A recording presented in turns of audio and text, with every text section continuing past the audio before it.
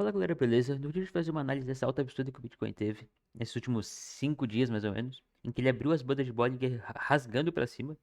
Ele veio aqui nos seus 79 mil dólares e 500, chegou a bater 80 mil dólares inclusive, né? A gente pode ver que ele rasgou para cima aqui as bandas de Bollinger no diário. O RSI diário também explodiu aqui, chegou a 85, 86 e tinha saído originalmente dos seus 42, 43.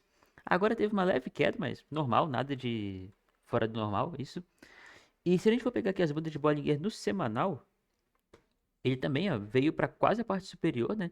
Ele bateu aqui esses 80 mil dólares e a parte superior das bandas de Bollinger estava em 82 mil dólares. Então, quase que tocou aqui no semanal, isso em 5 dias, o que é bastante até, em poucos dias, na verdade. Né? E se a gente for pegar o RSI semanal, saiu aqui dos 40 e veio parar já em 55, 56 e provavelmente vai continuar subindo mais um pouco, certo? Talvez a bater ali seus 58, 60, né? Claro, né, ele pode passar disso se o preço rasgar para 85, 83, 84, mas se continuar nessa região de 77, 76 a 80, provavelmente vai ficar estável aqui entre 55 a 58, no máximo 60. No RSI, é claro. E isso assim, não era um movimento tão inesperado, porque como a gente pode ver aqui, tinha liquidez para o mercado começar a subir.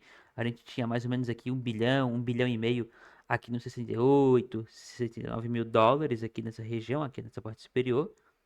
Mas era um movimento que já era esperado, primeiro porque estava muito tempo lateral o preço dele. Vou pegar aqui, ó, no gráfico diário.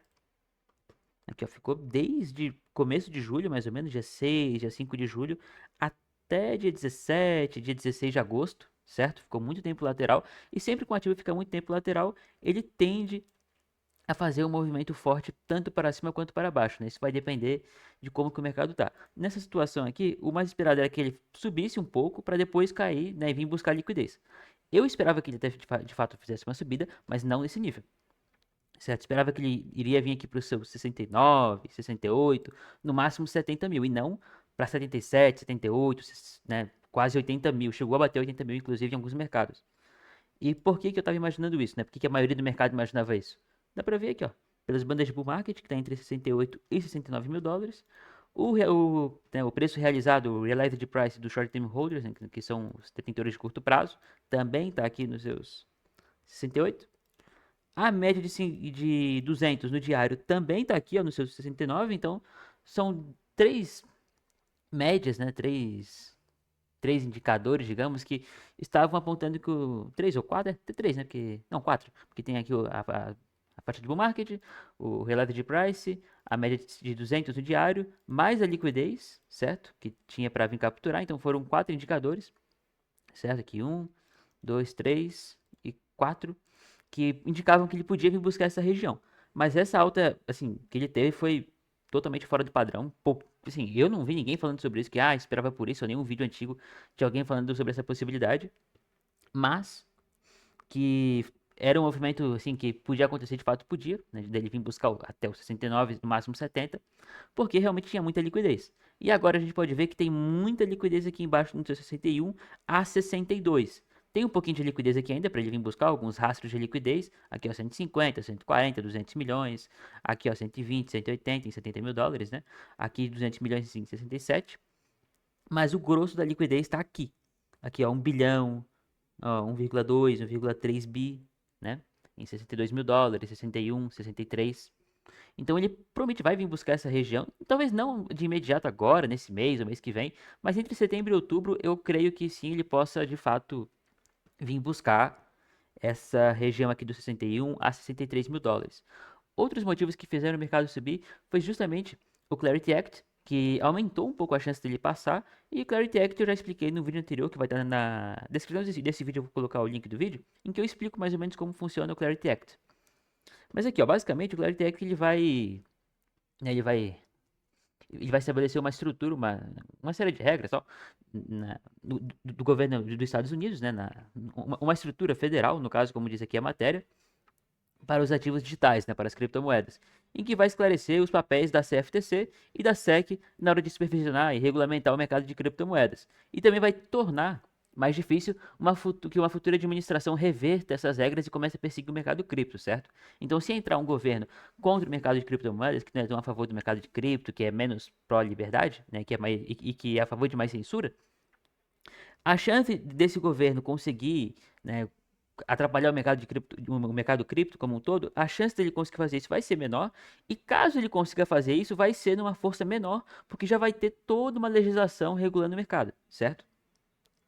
Por exemplo, o Gary Gensler, que era o diretor da SEC, acho que era o diretor, o presidente da SEC, que era um carrasco do mercado cripto, era um cara que perseguiu o mercado cripto, não gostava do mercado cripto, saiu, né, depois que o Trump entrou no poder.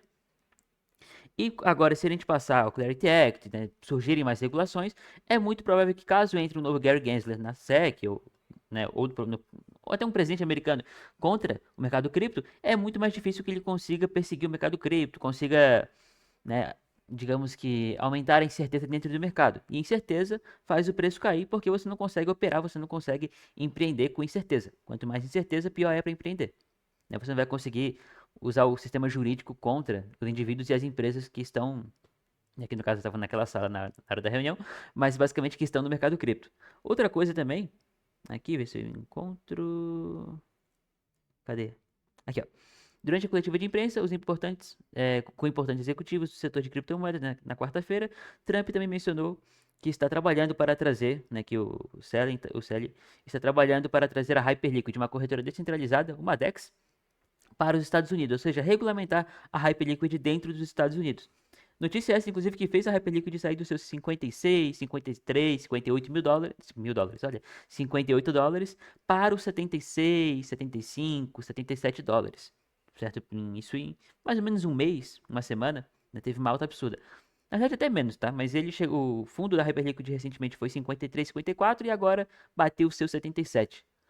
Né? A gente pode ver aqui, ó, o o Polymarket, a chance está entre 27, 28, 26, mas aqui, ó, tava até dia 7 em 13%, já dobrou a chance. Claro que ainda é pequena, mas já aumentou um pouco. Outra coisa que fez o mercado subir foi justamente a recompra de títulos pelo Tesouro. Não é um QE feito pelo Fed, mas é um QE feito pelo Tesouro. Ah, mas e se ele não for injetar, tipo, se ele, né, ele vai, na hora de fazer a recompra desses títulos de longo prazo, né? Ele às vezes pode não dar dinheiro, mas por mais que ele dê um outro título, só que com um vencimento mais curto, já é um pouco melhor. Porque quando você tira um título de longo prazo e dá um de curto prazo, caso você não dê o dinheiro no lugar desse título de longo prazo, um título de curto prazo pode ser trocado com mais facilidade. Então você consegue fazer, por exemplo, usar ele como colateral na hora de fazer um empréstimo, né? Fazer uma operação, certo? Então na hora de você vender, na hora de você, né, vender, por exemplo, ou dar como garantia na hora de um empréstimo, é muito mais fácil você fazer isso com um título curto do que com um título longo. Fora que títulos curtos têm eles têm uma variação no seu yield, no seu juro, menor do que um título longo, certo? Então, quando você tira títulos longos e você coloca títulos curtos, ou até melhor, coloca dinheiro já, dinheiro cash, né, dinheiro vivo, no lugar desse título longo, você dá mais liquidez para o mercado. E a maior prova disso, né, que isso é bom para o mercado, é que o próprio dólar caiu. Né, o DXY, que estava aqui no seu 101, quase 100 dias, 101,5, caiu para 98, 98,5. Certo? O mercado já começou a precificar uma queda no DXY. Deixa eu fechar aqui. Aqui, ó. O RSI dele no diário. O semanal já começou a cair e o diário veio aqui para suas bandas, né, mínimas aqui. Já está em 30 mais ou menos, 30, 29, certo? E bom, se a gente for imaginar que, ok, o Bitcoin ele, né, pode cair, ele tem liquidez para vir buscar aqui embaixo, né? Ele até inclusive fez uma baita liquidação aqui, ó, de quem estava apostando na queda, né? Uma grande liquidação de quem estava shortando o Bitcoin, ou seja, vendendo, apostando na queda. A gente pode ver que teve uma grande liquidação aqui, lá em 24, outra aqui depois da recuperação, uma outra aqui, né? Um grande spike aqui, quando ele foi para os seus 77, 80 mil dólares, certo? Então, se a gente for pensar, beleza, pode cair? Pode, mas quanto será? Se a gente for pegar o ciclo passado, né, o Bitcoin ele gosta de bastante de repetir o seu passado, a gente vê que ele teve uma primeira grande queda aqui, depois do seu topo, lá em 69, né, em 69 mil dólares. Primeiro ele caiu aqui, fez uma grande queda, depois uma segunda grande queda, aqui tem uma segunda grande queda aqui, depois uma terceira e uma quarta. Só que essa quarta aqui não foi uma queda, digamos que natural. Foi mais porque faliu o FTX, certo? E quando a FTX faliu, por ser a segunda maior corretora, muita coisa, né, muita coisa no mercado, incluindo o Bitcoin, caiu. certo? E quando a gente pega aqui, a gente teve aqui o seu topo em 126, 125, teve a primeira grande queda para os 80 e poucos, 90 mil dólares, depois aqui para os 60 e pouquinhos mil dólares, e aqui para os seus 57, 60 mil dólares. Então a gente teve uma, duas e três. A gente pode ver uma quarta? Pode. Mas se não tiver uma grande quebra no mercado, no mercado cripto, ok? Que eu acho que não vai ter, eu acho muito difícil ter, eu não vejo nenhuma empresa hoje, sim, insolvente. Claro que, né, que a gente nunca vai saber quando uma empresa vai quebrar, mas MicroStrategy não vejo que pode falir, Binance acho difícil falir, Coinbase também. Né? Claro que pode vir, eu posso ter uma surpresa, mas não é algo que a gente veja hoje com uma desconfiança por alguma dessas empresas. Por mais que a MicroStrategy esteja com alguns problemas, assim, que lá nem são lá tão grandes, não é uma empresa que a gente, né, que de fato tem um risco de falir ou de deixar de existir, certo? Então ele pode ter uma quarta queda, mas eu não acho que vai cair abaixo dos 57 mil dólares, e se cair, vai ser pouco, vai ser lá para os seus 53, 55 no máximo, e vai ser por pouco tempo. Pelo menos é o que eu acho, com base nas informações que eu tenho hoje, certo? Então, não vejo o mercado caindo mais tanto, certo? E assim, nem é garantido que ele volte para os seus 60 mil, 57 mil. Ele pode cair às vezes só para 62, ou 61, que é essa faixa aqui, ó, buscar liquidez aqui embaixo, justamente, certo? Seria bom se carregasse, né? Carregou. Ele pode até vir aqui para baixo, ó, pegar um pouco de liquidez, nem cair até aqui ao fundo do seu 61, 60 mil. Ele pode vir aqui já nessa região amarela, ou até no meio dela, nem para a parte de baixo, e já voltar a subir, entendeu? Ou às vezes nem chegar nela, às vezes só vir aqui, entendeu? Vir aqui no 67, 66. Então não dá para esperar, vou esperar cair naquele precinho para começar a comprar, porque não é necessariamente a melhor estratégia. Por exemplo, quem estava esperando para começar a comprar lá nos 55, 53, 50 mil dólares, perdeu toda essa alta que teve aqui, entendeu? É claro que também não vou comprar tudo de uma vez só, entendeu? Isso é loucura. Nem é inteligente comprar tudo de uma vez, nem deixar de comprar. Ficar totalmente de fora. Certo? Então,